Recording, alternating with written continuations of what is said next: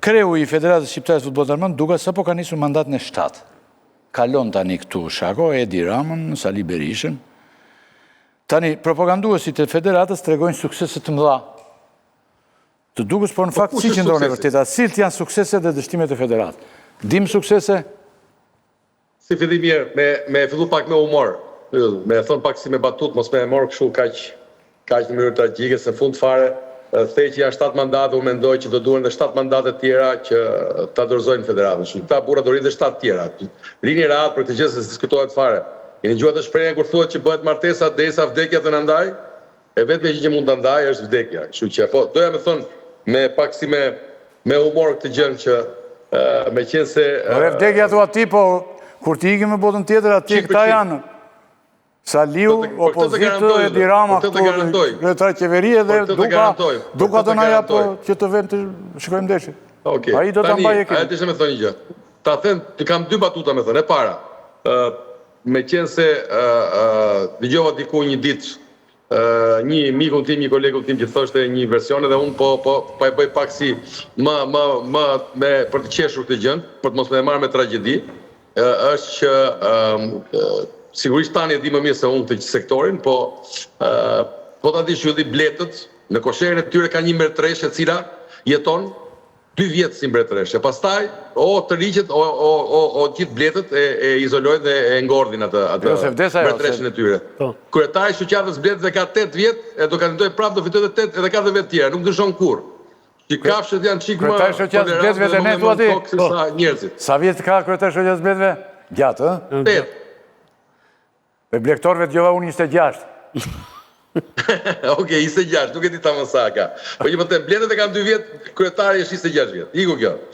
Ajo që do të themun është që shqiptarët në historinë e tyre, si kom, kanë pasur një personazh që... Se të në thonë me neore, pse vazhdoni të punoni ka gjatë. Dhe jo, se gjithmonë arrojnë që janë të zgjedhur. Po Ylli Rakipi punon se paguajnë, në banë familjen me këtë gjë.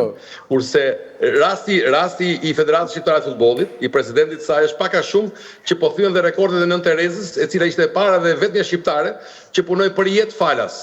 E në fund fare e bën shenjë. Ndërkohë që po kështu 24 vjet jetoni ju, që ta dini duhet ati për nder popullin shqiptar se punon falas në një palek.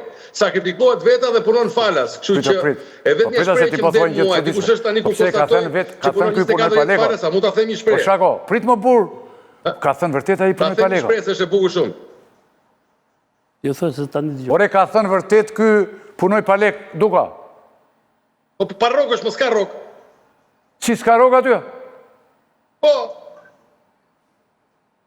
Pa që nga me varfri këtë pas. Po mirë të UEFA të zësë president. E di që më tha batut një njeri i futbolit, një njeri i futbolit. A mon mërthuin i ti të ketë mërshirë për futbolit, mos punoj më falas. Ta lërë këtë punë. Punojnë ata që me rogë, jo këtë falas. Presidenti FSHF a akuzuar vazhdimisht se e drejton futbolin me dorë të ekurt. Dhe nuk pranon të kundërshtoj askush Shako. Pse është sot duka pronar i futbollit shqiptar? Çfarë interesa shpërfaqëson ai? A ka ndonjë mekanizëm kontrolli ndaj Dukës dhe Federatës, që për të thënë të vërtetën është një entitet me një që qarkullon para të madhe shumë. Ne do të hyjmë, do të diskutojmë, kam gazetarë të tjerë investigativ. Interesa po. Dhe po merremi, interesa sigurisht, dhe po merremi me konkretisht, ky do jetë një emision më vete. Por unë duat për të përgjithshme në këtë, më së shumti në këtë emision, se pastaj ne do të flasim gjithësisht në emision tjetër. E pare, nuk duaj që të citoj, po me qenë se jam rrugës për Prishtinë, thash, të them ato mendimet e mia, sidomos për të pyetje që më bëri. Ti shpëtove vetë, shikoni ndeshje tjetër. Nuk kualifikohemi ne, kualifikohet Prishtina dhe ti vetë atje, shpëton. Jo, më shumë Kosovën, pse sigurisht po, Kosova ne jemi si ka. Ajo që edhe besoj shumë, e thash dhe kështu si me humor, po është e vërtet që është era parë në historinë e popullit shqiptar, kthej edhe andej kufirit kudo që të jenë që jemi të gjithë kundra turqëve. Se në përgjithësi kemi pas sa që s'kan qenë kundra turqëve. Nesër ndarë kemi gjithë kundra turqëve. Dhe kjo është gjë që për duhet evidentu. Ajo që doja të thoya përsa e ke përket pyetjes tënde Ylli. Po flasim... Më shkruajnë që Shako Hoxha ka qenë 5 mandate me Dukën, po Shako Hoxha ka qenë i punësuar. Nuk është e vërtet. Kjo gjë për çfarë si ka? Se kur të duash të ta shpjegoj edhe se çfarë. Po, qartë. Atëherë, do të shpjegoj një gjë shumë të rëndësishme. Po flasim, po të shohësh një dokumentar e ke në Netflix, është dokumentari Historia e FIFA-s. Kur Gianni Infantino ishte sekretari i përgjithshëm i UEFA-s, në një nga intervistat e tij pra të dokumentarit thoshte, FIFA ishte organizat kriminale. Tani ai është presidenti i FIFA-s. Në FIFA, presidentët që e zgjedhin atë janë pak a shumë të njëjtët. Besoj 90% të njëjtët. Do të thotë që këto gjërat nuk është se janë në Shqipëri, nuk është se ka Shqipëria këtë punë. Këto gjëra kështu funksionojnë në pjesën më të madhe. Jo, po, s'ka pse ta revizojmë. Po, me tani këtu është vitet e para u kalua me fjalinë që ka thonë UEFA, ka thonë FIFA. Tani, ka thonë UEFA, ka thonë FIFA, nuk beson më njeri, besoj. Jemi dakord me këtë mendim, se mjafton thua që presidenti i FIFA-s, kur nuk ishte presidenti i FIFA-s, por ishte sekretari i përgjithshëm i UEFA-s, deklaronte në një intervistë që FIFA është organizat kriminale, do të thotë që një gjë e di ai. Tani, ajo që dua të them është që ky është një sistem i cili është ndërtuar në një mënyrë të tillë që në asnjë rast, për asnjë motiv nuk do ndryshoj më pronësi, më beso për këtë gjë, sepse duket ta thash sigurisht. Përpiqu regjia, përpiqu pak për figurën, po në rregull tani, po. Duket sikur ta them me humor, po ta them minimalisht dhe 7 mandat, pas më të vogël ndryshim. Kjo është 100%, kështu që ky do jetë futbolli shqiptar, shpresojmë që më kollaj të shpresojmë që ky burri të ndrojë mendje të fillojë ta mësojë biçikletën, se sa ky burri të ndrohet. Nuk ndrohet, do jetë ky aty gjithmonë. Ta thash në fillim të emisionit, po ta rikthem prapë. Shpreha derisa vdekja të na ndaj është në kish kur njerëzit martohen. Kjo ka qenë që në 2001-shin, edhe realisht një nga miqtë e mi të afërt ka thënë që ju se dini se po hypi ke ky veni, ky s'ka për t'ik më kurrë. Ma ka thënë 2001-shin dhe është saktësisht ai është miku që ma ka prezantuar presidentin aktual të Federatës Shqiptare të Futbollit. Kështu që ai ma ka thënë që ky burr po erdhi s'ka për t'ik më kurrë, ma ka thënë 2001-shin. Dhe kjo gjë kështu ndodh. Po më shumë sa të merrem. Siç i tha ai që vdiq kryetari i partisë i vjetrit, çish ai, që i tha atë krasës. Namik Hoti i tha për Sali Berishën që po hipin kal nuk zbret kur. Pa vetëm po i vrave kalin, tha. E ran dhe këtë pastaj. Po edhe ai e donte Namikun. Kjo Namikun tjetër, këtë krasën. Ja Namikun, krasën.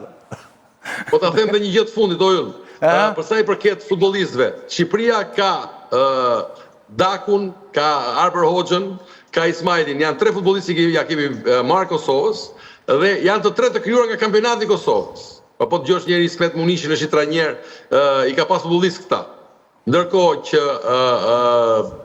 tu realisht pak trajner ka mundësi të mburren. Ishte Uzuni në fushë që ishte krijuar nga ne, edhe atë Enes Muçin i bën gjithë përpjekjet dhe Julian Shehu që realisht është ai një superlojtar që ishte në mes fushë. Kështu që ajo që thot profesor Edi është me të vërtetë shumë e drejtë që ky nuk është suksesi i Federatës Shqiptare të Futbollit, ky është suksesi i popullit shqiptar.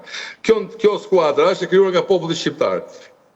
Uroj shumë që këta njerëzit një ditë të binden që veç luftës për të shit bileta e për të menaxhu biletat e ndeshjeve, veç luftës kush vrapoi parë si çdo tylli për të dhënë intervistë para ndeshjeve, që do t'i shkurin flokët të gjithëve, e në fund fare të qiven masi dështojnë. Në fund fare kur të mendojnë që t'i gënjejnë njerëzit duke thonë njërën 4 vjetë do bëjmë 100 fusha, edhe duket më shumë se sa si titullat e filmit italian 100 vitrinat, që s'mbaron kur seria është këta unë që s'mbaron kur gënjeshtra. Të paktën të mendojnë një ditë që parat që krijojnë futbolli, se nuk është merit e tyre për parat që po krijojnë, është merit e futbollit, të njëjtat parat që ka Shqipëria, i ka edhe Maqedonia, i ka edhe Kosova, i ka edhe Letonia, dhe Lituania dhe Estonia. Nuk ka asnjë merit Federata e Futbollit për parat që krijon futbolli, se këto para i krijon produkti që krijon FIFA dhe UEFA. Nuk është merit e tyre, po këto para të mendojnë pak që këta trajnerët t'i japin ato licencat si patenta skafesh. E ke parasysh që marrin gjithë patentë skafes, nuk din not.